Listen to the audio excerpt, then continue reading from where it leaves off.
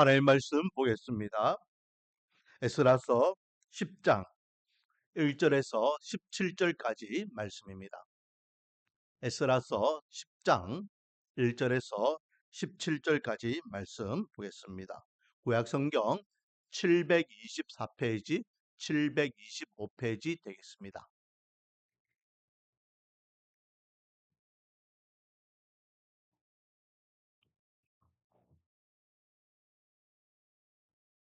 에스라서 10장 1절부터 17절까지 한 절씩 돌아가면서 교독하고 17절은 합독하도록 하겠습니다. 1절입니다. 에스라가 하나님의 성전 앞에 엎드려 울며 기도하여 죄를 자복할 때에 많은 백성이 크게 통곡하며 이스라엘 중에서 백성의 남녀와 어린아이의 큰 무리가 그 앞에 모인지라.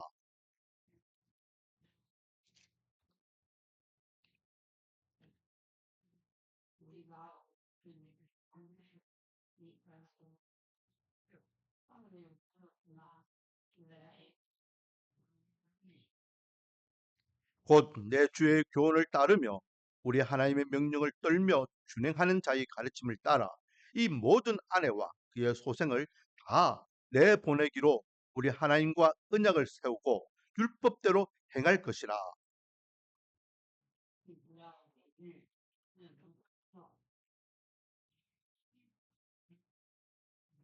이에 에스라가 일어나 제사장들과 레위 사람들과 온 이스라엘에게 이 말대로 행하기를 맹세하게 하며 무리가 맹세하는지라.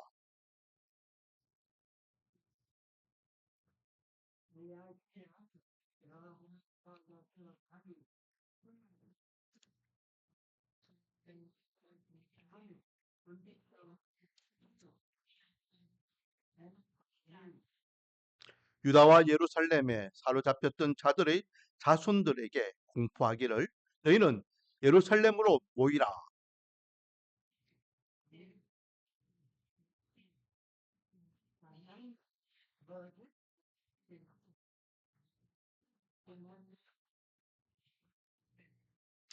유다와 베냐민 모든 사람들이 3일 내에 예루살렘에 모이니 때는 아홉째 달 20일이라. 무리가 하나님의 성전 앞 광장에 앉아서 이 일과 큰 빛 때문에 떨고 있더니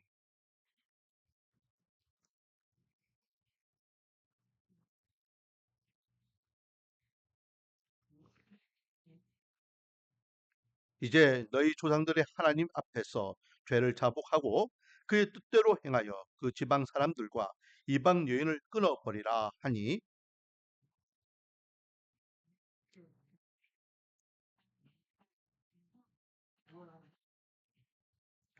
그러나 백성이 많고 또 큰 비가 내리는 때니 능히 밖에 서지 못할 것이요 우리가 이 일로 크게 범죄하였은즉 하루 이틀에 할 일이 아니오니.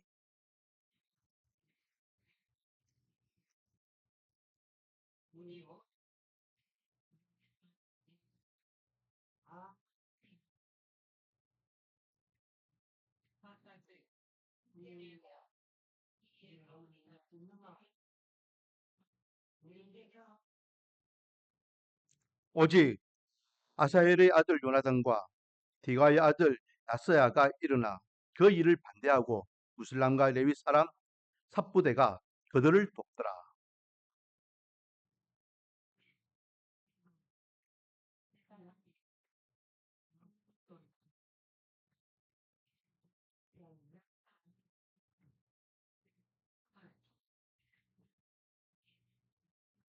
같이 읽겠습니다. 첫째 달 초하루에 이르러 이방 여자의 아내로 맞이한 자의 일 조사하기를 마치니라. 아멘. 할렐루야. 오늘도 하나님께 나와 찬양과 금요 예배로서 하나님께 영광 돌리는 저와 여러분에게 하나님의 한량없는 은혜와 축복이 가득하기를 주님의 이름으로 축원드립니다.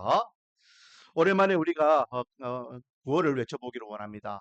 나는 행복한 사람입니다. 앞으로 더 행복할 것입니다. 왜냐하면 시작 하나님이 함께 하시기 때문입니다. 아멘. 우리 말씀 가운데 모든 가정들이 하나님과 함께하는 믿음의 가정으로서 참 행복한 가정이 되기를 주님의 이름으로 축원드립니다. 자, 우리가 이제 에스라서 마지막 말씀을 읽었습니다. 에스라서를 어, 지난 한 달 동안 저희들이 말씀을 나눴죠. 자, 에스라에 대해서 우리가 다시 한번 좀 정리를 해보면요. 이 에스라가 아닥사스다 왕의 명령을 받아서 1월 1일 날 이제 출발하게 되죠. 음, 에스라서 7장 9절 말씀 보니까 첫째 달 초하루에 바벨론에서 길을 떠났고라고 되어 있습니다. 그렇죠? 그래서 하나님의 선한 도우심을 통하여 무사히 약 1,700명, 남자만 1,700명. 그래서 가정을 이제 추산하면 5,000명에서 10,000명 정도. 결코 작지 않은 수입니다. 그리고 거리도 1,200km, 1,200km라는 엄청난 거리를 이제 무사히 건너오게 되죠. 자, 그래서 그들이 언제 도착하느냐? 5월 1일 날 도착했다라는 겁니다. 계속해서 에스라 7장 9절 말씀 보니까 하나님의 선한 손의 도우심을 입어 다섯째 달 초하루에 예루살렘에 이르니라. 그러니까 1월 1일 날 출발해서 5월 1일 날, 그러니까 만 4개월이 걸렸다라는 거예요. 만 4개월 동안. 음. 그렇게 해서 예루살렘에 도착했습니다. 제가 지난주에도 말씀드렸죠. 지난주에도 말씀드릴 때 1차 기한, 2차 기한, 3차 기한의 목적들이 다 다르됐습니다. 1차 기한의 목적은 무엇이었습니까? 예루살렘 성전을 건축하기 위한 게 목적이었습니다. 그러면 3차 기한의 목적은 무엇이었습니까? 성벽을 건축하기 위한 게 목적이었습니다. 2차, 2차 때에 에스라가 이 1700명을 데리고 왔어요. 목적이 뭘까요? 바로 하나님 앞에 제사 지내기 위해서입니다. 하나님 앞에. 그러면 5월 1일 날 에스라가 사람들과 함께 예루살렘에 와서 뭐 했을까요? 1번 하나님께 제사를 지냈다. 2번 하나님께 제사를 지냈다. 3번 하나님께 제사를 지냈다. 뭡니까? 제사 지내기 위해서 왔으니까 제사를 지냈겠죠. 그래서 하나님 앞에 번제와 속죄제를 드립니다. 번제와 속죄제를.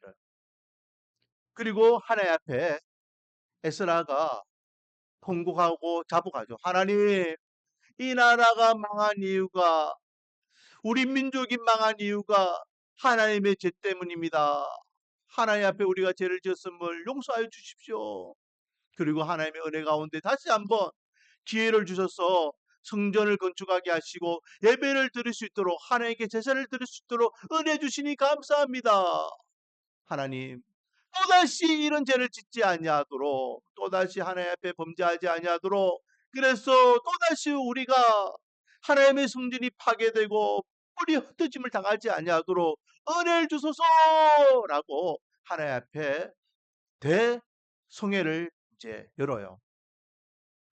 언제까지 그렇게 했을까요? 5월 1일 날 그렇게 도착해가지고 준비하고 5월 달에 하나님 앞에 범죄를 드렸다. 그러면 에스라가 이스라엘 백성들과 함께 이 대성회를 언제까지 했을까? 오늘 본문에 보면은 그 힌트가 나옵니다. 오늘 본문 9절입니다. 9절을 같이 한번 읽어볼까요? 시작! 유다와 베냐민 모든 사람들이 3일 내에 예루살렘에 모이니 때는 아홉째 달 20일이라. 자, 에스라가요 빠짐없이 이제 유다라고 이야기하죠. 왜? 쪽에 있는 북이스라엘은 722년에 어느 나라에 의해서 아수르에 의해서 망했어요. 그런데 아수르의 정책이 어떻습니까? 혼혈 정책이에요. 그래서 북쪽에 있던 이스라엘의 남자들은 전부 다 들어가서 노동으로 또 군사로 이렇게 진병해가지고 그렇게 해서 데려갔고, 그리고 다른 나라에 정복했던 남자들은 이 이스라엘 쪽으로 데려와가지고 남아있던 여자들과 통혼 결혼을 시키는 거예요. 그래서 필수급, 그러니까 민족의 수수성을 없애는 겁니다. 왜 그랬을까요? 반역하지 않도록, 배신하지 않도록. 만약에 단일 민족이면 어떻게 됩니까? 우리는 단일 민족이야. 우리가 똘똘 뭉쳐서 언젠가는 독립해야 돼. 배반 배신할 수 있어요. 피가 섞이게 되면은 이제는 단일민족이 아니니까 우리가 이 나라에서 보수를 잘 승리하면서 살아도 되겠구나 라는 그런 마음을 갖게 만든다라는 거죠. 그러니까 북이스라엘은 더 이상 이스라엘의 순수 혈통이 아니에요. 예수님 당시에 남유다 사람들이 이 북쪽 사마리아 사람들을 뭐처럼 취급했다? 개처럼 취급했다. 그거는 이제 같은 민족으로서 인정하지 않았다라는 겁니다. 그렇기 때문에 오늘 본문에도 보면 유다 사람들, 베냐민 사람들이 모여라라고 한 것은 이제 남쪽에 남아있는 족속들을 이야기하는 거예요. 며칠 만에 다 모여라? 3일 안에 다 모여라. 그러면 언제 모이라고 이야기했다는 겁니까? 3일 전 9월 17일 날 이렇게 통보했고 9월 20일 날 다 모였다는 거예요. 자, 그러면 9월 17일 날 무슨 일이 있었냐? 오늘 본문 1절입니다. 1절. 1절 같이 한번 읽어보겠습니다. 시작. 에스라가 하나님의 성전 앞에 엎드려 울며 기도하여 죄를 자복할 때에, 자, 아까 제가 이야기했죠. 5월달에 도착해가지고 하나님 앞에 제사를 지내고 제사만 한 번 지내고 끝난 것이 아니라 계속해서 하나님 앞에 하나님이여 이 나라의 죄를 용서해 주십시오라고 하나님 앞에 자복하며 통회하며 기도하는 거예요. 근데 언제까지? 지금 9월 17일이 되는 그때까지, 그러니까 약 4개월 동안 에스라는 이스라엘 백성들과 함께 말씀을 붙잡고 나라를 위하여 기도하였다라는 것입니다. 할렐루야. 이해했죠? 그렇게 해서 기도를 하고 통회하고 있는 데에 이제 나중에 또 보겠지만은 이스라엘 백성들이 말씀을 붙잡고 기도를 하다 보니까 자기들에게 말씀은 우리를 깨우쳐 주시지 않아요. 책망하는 부분이 있단 말이죠. 그게 뉘우치는 겁니다. 뉘우쳐가지고 그들이 이제 남녀노소 불문하고 에스라엘이 다 모여입니다. 다 모였는데 왜 모였느냐? 2절 말씀 같이 한번 읽어보겠습니다. 2절 시작. 엘람 자손 중 여히엘의 아들 스가냐가 에스라에게 이르되 우리가 하나님께 범죄하여 이방 여자를 맞이하여 삼으나 뭐 했다? 이방 여자들과 아내를 삼은 자들이 있다. 한 명이 아니야.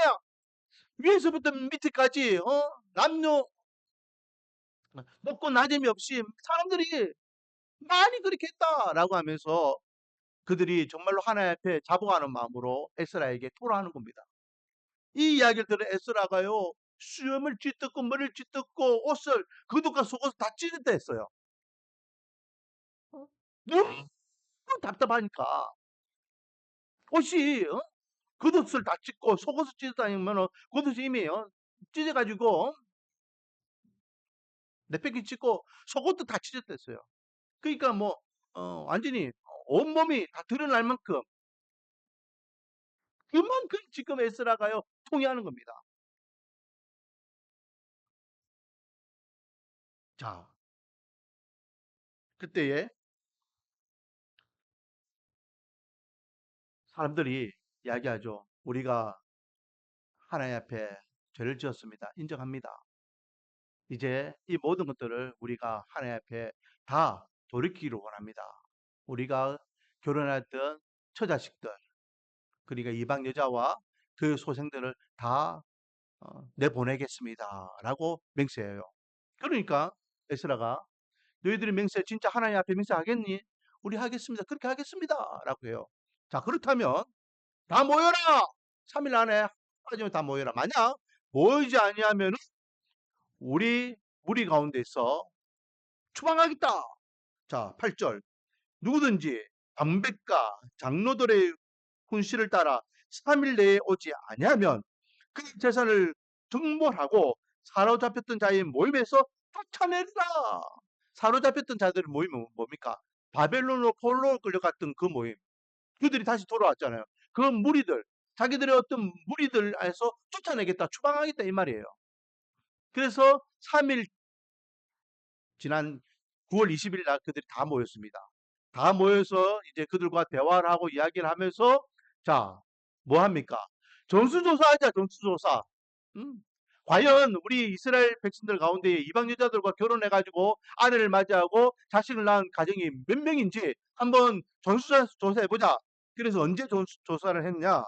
여러분, 17절을 볼까? 17절? 16절. 16절 뒷부분에 보니까 사람들을 이제 선임해가지고 전수조사를 합니다. 열째 달 초하루에 앉아 그 일을 조사하며, 자, 언제요? 10월 1일 날 시작했다는 10월 1일 날. 9월 20일 날 소집해가지고 우리가 그래 하겠습니다라고 결의를 하고 이제 준비해가지고 10월 1일부터 전수조사를 합니다. 몇 개월 동안 했을까요? 17절 같이 한번 읽어보겠습니다. 시작. 첫째 달 초하루에 이르러 이방 여인을 아내로 맞이한 자의 일 조사하기를 마치니라. 그러니까 1월 1일 날 끝났다는 거죠. 자, 그러면 10월 1일 날 시작해서 1월 1일 날 끝났으니까 몇 개월 동안? 만 2개월 동안 했다는, 만 2개월. 10월, 11월, 12월. 만 3개월 동안 했다는 거, 만 3개월 동안. 그러니까 이거는 헛수를 하지 않고 지극하게 꼼꼼하게 한 명 대지 조사해가지고 정확하게 했는 거. 그래서 18절부터 보면은 그 명단이 나와요. 그 명단이. 누가 누구, 누가 누구, 누가 누구 하면서 쭉 나옵니다. 그래서 44절 한번 보세요. 44절. 이상은 모두 이방 여인을 아내로 맞이한 자라. 그 중에는 자녀를 낳은 여인도 있었더라. 라고 하면서 이 명단이 얼만큼 되는지를 정확하게 이름들을 명시하고 있습니다. 자, 이게 에스라서에서 에스라가 활동했던 행적들이에요. 1월 1일 날 바벨론을 출발해서 5월 1일 날 도착하고 그리고 9월 때까지 통해 기도하였던 에스라가 9월 20일 날 이스라엘 백성들이 한데 모여서 아내를 맞이한 죄, 그 죄 때문에 하나님 앞에 진노를 받을까봐 전수조사를 하고 10월 1일부터 시작한 그 조사가 1월 1일 날 마쳤더라라는 내용입니다. 자, 그러면 오늘 본문을 통해서 우리에게 주시는 교훈이 뭔가 한번 생각해 보기를 원합니다. 먼저 첫째, 이방인과 결혼한 죄. 문제는 뭡니까? 이방인과 결혼했다라는 게 문제죠. 이방인과 결혼한 죄. 금방 읽었던 2절 말씀에 그들이 먼저 고백해요. 우리가 우리 하나님께 범죄하여 이 땅의 이방 여자를 맞이하여 아내로 삼았으니 라고 하며 하나님 앞에 우리가 죄지었습니다. 그 죄가 뭐다? 이방인을 아내로 맞이하였습니다 라고 고백합니다. 자, 이방인을 아내로 맞이한 게 왜 죄냐? 이스라엘 백성들이요 보면은 이게 얼마큼 큰 죄인지 9절부터 14절까지 내용을 쭉 보면요 그들이 어, 어떻게 이야기합니까? 하나님께서 이 일로 인하여 우리를 심판하실까 진노하실까 두렵다라고 고백해요. 자, 9절 유다와 베냐민 모든 사람들이 3일 내에 예루살렘에 모이니 때는 아홉째 달 20일이라 무리가 하나님의 성전 앞 광장에 앉아서 이 일과 흠비 때문에 뭐했다? 뛰었더라. 이스라엘 백성들이 한 곳에 모였는데 얘 불불불 떨고 있어요. 떨고 있었던 이유는 뭐 때문이다? 흠비 때문이다. 이때는요 이스라엘 백성들이 우깁니다. 겨울철이에요. 많은 비들이 내리고 있습니다. 그래서 그때는 이렇게 비를 피할 곳이 없어요. 광장에 모였으니까. 그러니까 비를 맞고 서 있으기가 벌벌벌 추워서 떨는 거예요. 우리도 여러분 겨울날 비 맞으면 춥잖아요. 그것 때문에 떨었는데 그것이 외적인 떨림이라면은 영적이고 내적인 떨림이 있었다는 거예요. 그게 뭡니까? 이 일이라는 이 일. 이 일이 뭐라고요? 이방 여자들을 아내로 맞이한 일. 그 때문에 떨고 있었더라. 그러니까 영적으로 육적으로 영적으로는 하나님 앞에 이방 여자를 아내로 맞이한 죄 때문에 또 육적으로는 비를 맞았기 때문에 그들이 벌벌벌벌 떨고 있더라라는 거죠. 자, 계속해서 10절 같이 한번 읽어보겠습니다. 시작. 제사장 에스라가 일어나 그들에게 누가 범죄하여 이방 여자를 아내로 삼아 이스라엘의 죄를 더하게 하였으니 너희들이 범죄하여 아내를 맞이한 것이 이스라엘의 죄를 하나 더 보탠 것이다. 자, 이렇게 해서 11절에 이제 너희 조상들의 하나님 앞에서 죄를 자복하고 그 뜻대로 행하여 그 지방 사람들과 이방 여인들을 끊어버리라 하면서 그 죄의 원흉을 끊어버리라 라고 외칩니다. 이렇게 하나님 앞에 이방 여자들의 죄가 엄중함을 지적하고 있는데, 그러면 왜 이방 여자들과 결혼하면 안 될까요? 왜 이방 여자들과 결혼하면 안 되냐? 이유는 한 가지입니다. 따라하겠습니다. 하나님의 명령이다. 하나님의 명령이기 때문에.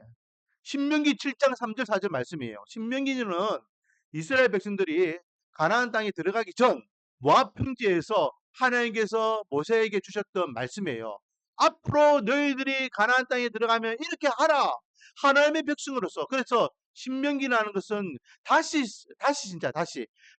주신 명령이라는 뜻이에요.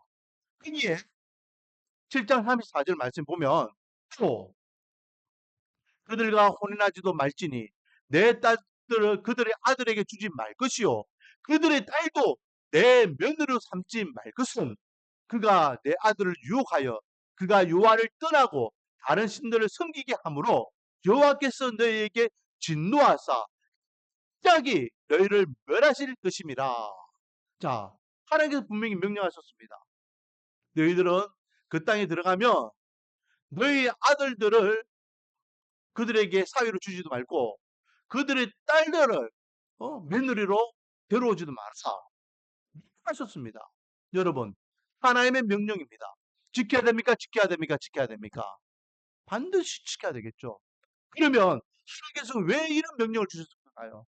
더불어 잘 살아야지. 더불어 평을 짓게 하시는 하나님께서 더불어 잘 살기를 원하시지 않습니까? 왜 이스라엘 백성들이 이방 여자들과 다른 나라 사람들과 결혼하는 것을 그렇게 경계하시면서 명령하십니까? 그는 화평의 하나님, 평화의 하나님, 더불어 잘 살기를 원하는 하나님의 뜻이 아닌 거 아닙니까? 아니에요. 하나님께서는요, 더불어 잘 사는 거, 화평하는 거, 그것도 중요하게 생각하시지만 그것보다 더 중요하게 생각하시는 게 뭐냐? 바로 하나님의 백성들이 지켜야 될 믿음이에요. 그 믿음 때문이에요. 그래서 뒷부분에 뭐라 되어 있습니까? 그가는 누굽니까? 이방 여자들이 내 아들을 유하여 그가 여호와를 떠나고 다른 신들을 섬기게 함으로 하나님께서 진노하셔서 너희들을 멸할 수도 있다. 그러니 그 근본적인 원인이 되는 이방 여자들과의 통혼하는 거 하지 마라. 결국은 뭡니까? 그 통혼을 통하여서 하나님의 백성들이 믿음과 신앙을 저버리게 되고 믿음과 신앙을 저버리게 되면 하나님께서는 진노하셔서 심판하셨다는 거예요. 그렇기 때문에 이 심판이 일어나는 원초적인 시작점부터 하나님께서는 인정하시지 않겠다라는 겁니다. 여러분, 그러면 하나님께서는 이스라엘 백성들을 사랑하실까요? 사랑하실까요? 사랑하기 때문에 끼고 사랑하기 때문에 이런 명령을 주셨다라는 겁니다. 놔주면 괜찮겠지, 하나주면 괜찮겠지. 천만의 말씀이에요. 여러분, 누룩과 전염병에 대한 비유의 말씀들이 성경에 많이 있잖아요. 우리 한번 보세요. 우리나라도요, 조류독감, 이렇게, 또 광우병, 그리고 또 이렇게 가축들에 대한 전염병들 막 일어나면 어떻게 합니까? 거기에 있는, 어, 모든 농장에, 소는 소, 돼지는 돼지, 닭은 닭, 다 살육해버려요. 분명히 전수조사하면은 병든 놈도 있고 병 안 든 가축들도 있을 거잖아요. 그런데도 불구하고 다 죽여요. 그리고 그 농장을 중심을 해가지고 반경 몇 킬로 안에 있는 철저하게 관리 감독하다가 또 한 마리가 발생하면 또 다 죽여버려요. 왜 그럴까요? 그 한 마리가 전염되면은 나머지 그 농장이 다 감염되고 그 농장이 감염되면은 그 지역에 있는 다른 농장들도 금방 감염되기 때문에 그러면 결국은 그 한 마리가 그 농장만 전염시키는 것이 아니라 우리나라에 있는 모든 동종에 있는 가축들을 전염시킬 수 있기 때문에 소수이지만은 그 한 마리의 전염을 통해서 일어날 그 대참사를 막기 위하여 그렇게 살육하는 것입니다. 그게 예방이에요, 예방. 하나님께서 이스라엘 백성들에게도 주시는 게 이 말씀이에요. 너희들이 이방인과 결혼하면 그것이 원흉이 되어서 하나님의 죄를 짓게 된다. 결혼하는 건 그건 문제가 아니야. 그들이 갖고 있는 신앙, 그들이 믿고 있는 신들을 너희들이 하게 돼. 여러분, 북이스라엘 남유다가 망한 이유가 뭡니까? 이방인들과 결혼했기 때문에 그래요. 북이스라엘의 가장 악한 왕으로 딱 떠올리는 왕이 있죠. 누굽니까? 아합이에요. 아합. 아합이 데려왔던 아내가 이세벨이잖아요. 이세벨의 아버지가 뭡니까? 바알의 제사장이었어요. 바알의 제사장. 그래서 하나님을 믿는 사람보다 바알을 섬기는 사람이 더 많았어요. 갈멜산에서 영적 전쟁이 어떻습니까? 하나님을 신실히 믿는 엘리야는 한 명, 바알을 숨기는 제사장은 몇 명? 850명, 850명. 말이 됩니까? 엘리야가 뭐라 합니까? 하나님, 저 여기서 이제 그만하고 싶습니다. 저 데려가 주세요. 왜? 자기는 자기 혼자 그렇게 싸우는 줄 알았어요. 그때 하나님께서는 야, 이 혼자 그냥 하는 거 아니야. 바알에게 무릎 꿇지 않은 7,000명을 내가 남겨두었어. 그럼 여러분 7,000명이 많은 수인 것 같지만요. 이스라엘 전역으로 따져보면 7,000명이 많은 수가 아니에요.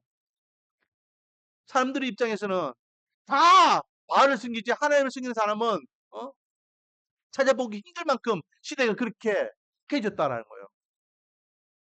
결국은 북이스라엘과 남유다가 망하는 이유가 그로 인하여 압수로와 바벨론이 하나님 심판하시잖아요. 그런데 그렇게 하나님의 심판을 당해서 나라를 잃고 포로로 끌려가서 그렇게 고생했던 그들이 돌아왔는데 똑같은 행동을 하고 있다는 거예요. 똑같은 행동을. 이게 에스라가 가만히 있겠습니까? 수염을 찍고 얼굴에 그 머리를 짓듣고 옷을 집어 째점면서 대성 통과합니다. 왜 어리석게도 학문으로 족한데 죽어 또 하나님의 진노를 받으려고 하느냐? 근데 참 감사하게도 4개월 동안 대각성 운동이 일어남으로 인해서 이 이스라엘 백성들이 자기들 스스로 에스를 찾아와 가지고 우리가 이제 하나님 앞에 죄를 고백하고 이 죄의 원흉을 끊어버리겠습니다라고 하고 있잖아요. 자, 다시 한번 보겠습니다, 여러분. 2절 같이 한번 읽어볼까요? 시작. 엘란 자손 중 A의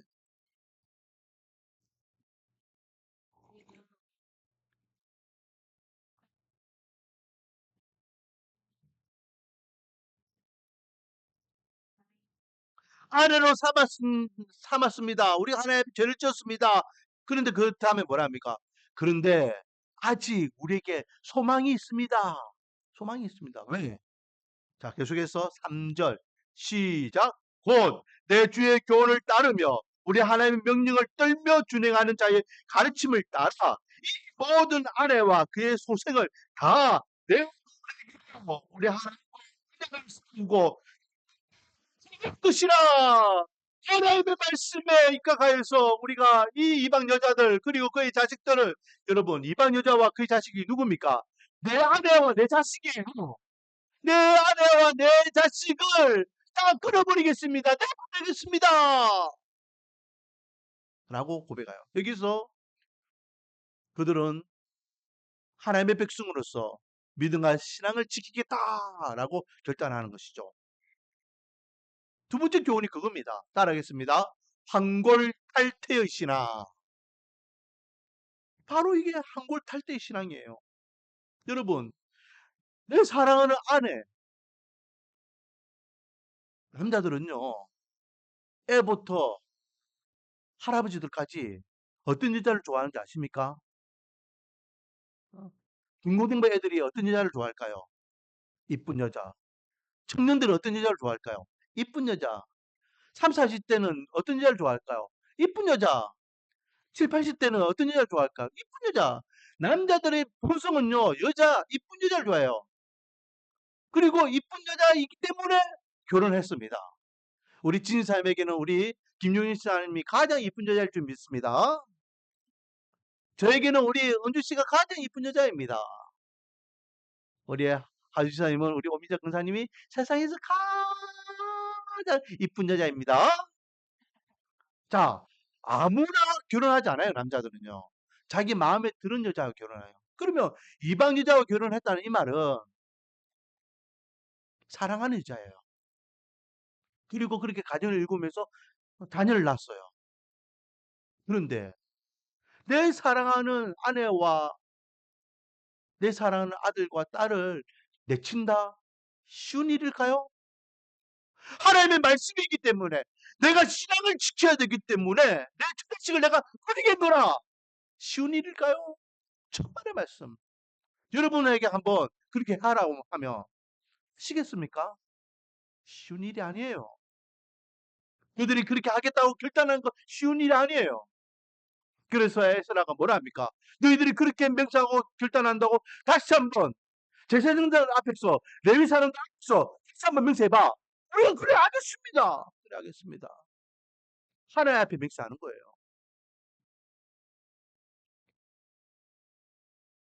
황골탈퇴라는 뜻은요. 뼈대를 바꾸고 태를 바꾸고 쓴다라는 겁니다. 그래서 기본적으로는요. 우리가 어떤 사람이 오랜만에 딱 만났는데 이야 니 황골탈퇴했네. 어릴 적에는 깨치세하고 뭔가 별 볼 일 없이 보이는데 야, 니 대단하다. 외향적으로 또 사회적으로 성공할 때 그렇게 이야기하죠.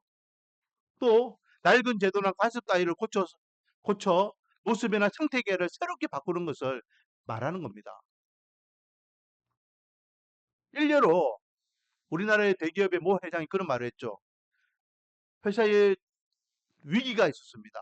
그 위기를 극복하는 데에 회사 직원들에게 외쳤던 아주 유명한 명언이 있죠. 뭐라 했습니까? 처자식 빼고 다 바꿔라. 처자식 빼고 다 바꿔라. 스마트폰이 한참 음, 이제 시작할 초기에 음, 그 핸드폰을 이제 출하하려고 음, 이제 다 만들었어요. 다 만들어서 이제 출하해서 이제 판매해야 되는데 딱 보니까 핸드폰에 문제가 생긴 거예요. 어떻게 하겠습니까, 여러분? 엄청난 돈을 들여가지고 만들었어요. 근데 문제가 생겨서 사람들은 몰라요. 어떻게 하겠습니까? 1번 그냥 판다. 2번 전량 다 폐기 처분한다. 어떻게 하겠습니까? 폐기 처분한 거예요. 그때에 세간의 이슈가 됐죠. 야, 여러분 억이 아닙니다. 조단위에 조단위, 조단위의 손실을 본 겁니다. 그리고 그 폐기 처분하면은 다시 그 근본적인 원인을 찾아가지고 해결하고 다시 핸드폰을 내면은 경쟁사에게 뒤처지게 되고 사람들이 이슈에는 야 저거 뭔가 문제 있는 회사다 그렇게 회사의 이미지가 떨어지고 이런 안 좋아요. 그럼에도 불구하고 전량 다 폐기 처분했어요. 황골탈퇴라는 의미는 그렇게 쉬운 말이 아닙니다. 내는 거예요. 뼈를 깎아내는 거. 그런데 근모의 그런 인내와 고뇌와 고통을 감수하면은 새롭게 바뀌는 거예요. 여러분, 우리에게 황골탈퇴해야 할 만큼의 모습이 무엇이 있는가 한번 돌아보기를 원합니다. 근데 중요한 것은요. 그냥 내가 내 모습을 돌아보면은 나 잘하고 있는데 근데 잘하고 있잖아. 감흥이 없어요. 자, 이들이 자기들이 황골탈퇴할 만큼 내 처자식을 다 버리겠습니다라고 이야기할 수 있었던 근거가 무엇이냐? 3절 말씀이에요. 3절 말씀이 아주 중요하죠. 3절 말씀 한번 읽어볼까요? 시작. 곧 내 주의 교훈을 따르며 우리 하나님의 명령을 떨며 준행하는 자의 가르침을 따라 이 모든 아내와 그의 소생을 다 내보내기로 우리 하나님과 언약을 세우고 율법대로 행할 것이라. 무엇 앞에 결단하는 겁니까? 하나님의 말씀 앞에 결단하는, 하나님의 말씀 앞에. 하나님의 말씀에 입가가 있어 하나님 앞에 우리가 죄를 짓고 있구나. 이게 죄의 원흉이구나. 이것을 찢어버려야 되겠구나. 깨달음을 얻으니 하나님이여 우리가 이것을 찢어버리겠습니다. 하나님의 말씀대로 우리가 지키겠습니다. 말씀을 붙들림 받은 삶을 살아가겠습니다. 라고 결단하고 고백하는 것입니다. 쉽지 않아요. 그래서 15절에 보면 이걸 반대하는 사람들도 있었죠. 15절에 보면 오직 아헬과 아사헬의 아들 요나단과 디가의 아들 야스야가 일어나 그 일을 반대했다. 그 일이 뭘까요? 자기의 처자식을 쫓아내는 것을 반대했다는 겁니다. 무슬람과 레위 사람 삽부대가 그들을 돕더라. 동조하는 사람들이 있었다는 거예요. 무슨 소리 하고 있어? 우리 처자식들을 왜? 우리는 거기에 동참하지 않겠어. 쉬운 일이 아니에요. 여러분, 우리의 믿음과 신앙을 지키는 게 쉽지 않습니다. 말씀을 비춰볼 때에 내가 가야 할 길과 가지 말아야 할 길, 내가 해야 할 것과 하지 말아야 할 길, 내가 원하고 내가 기뻐하고 내가 만족하는 삶과 하나님이 원하고 하나님이 기뻐하시고 하나님이 만족하는 삶, 우리 분명하게 그게 드러납니다. 왜? 말씀은 교훈과 책망이기 때문에. 가르쳐 주심도 있지만 또 잘못되면 찔러 주시는 것도 있어요. 그러면 우리는 어떻게 될까요? 하나님의 말씀에 반하는 모습이 드러나게 되면 뼈를 깎는 고통 감사하더라도 그것을 행해야 될 줄 믿습니다. 말씀에 내 자신을 비춰봐야 돼요. 말씀에 내 자신을 비춰봐요. 사람이 이야기하면요, 그건 잔소리가 돼요. 제가 우리 애들한테 이야기하면 맨날 아빠가 잔소리 한대요. 야, 아빠가 잔소리 하는 게 아니고, 이건 이렇게 하라고, 이건 이렇게 하라고, 아빠의 교훈과 아빠의 경험 이야기하는 거야. 맨날 잔소리래요. 그런데 하나님의 말씀에 깨달음을 얻게 되면 그 말씀을 통하여 지키게 되는 거예요. 우선순위가 바뀌고, 삶이 바뀌고, 삶의 목적이 바뀌고, 잘잘못이 무엇인지 분별하고, 바뀌게 돼요. 사랑하는 성도 여러분, 중요한 것은요, 그렇게 바뀌지 못하면 결과는 어떻게 된다? 하나님의 진노, 하나님의 진노. 왜 이스라엘 백성들이요, 지금 에스라에게 나와서 이렇게 황골탈퇴하고자 하는 결단을 하게 됩니까? 하나님의 진노가 두려웠기 때문에요. 한번 이게 매질 당해봤잖아요. 우리는 이 말씀이 거울이 됩니다. 그래서 말씀을 반면교사 삼아서 우리는 그렇게 안 살면 되는 거예요. 매일매일 하나님의 약속의 말씀을 붙잡고 믿음의 삶을 통하여서 하나님의 은혜의 복을 경험하는 저와 여러분이 되기를 소망합니다. 하나님의 잘한다 인정받고 칭찬받는 믿음의 명문 가정 되기를 원합니다. 말씀이 가는 데까지 가고 말씀이 선한 데까지 있으며 말씀이 하라는 것을 하고 말씀이 하지 말아라는 것은 멈추고 말씀에 입각한 삶을 통하여 하나님의 영광을 더 높일 수 있는 저와 여러분이 되며 우리 말씀과 우리 교회 모든 성도들 되기를 주님의 이름으로 축원드립니다. 아버지 하나님 말씀대로 살아가기를 원합니다.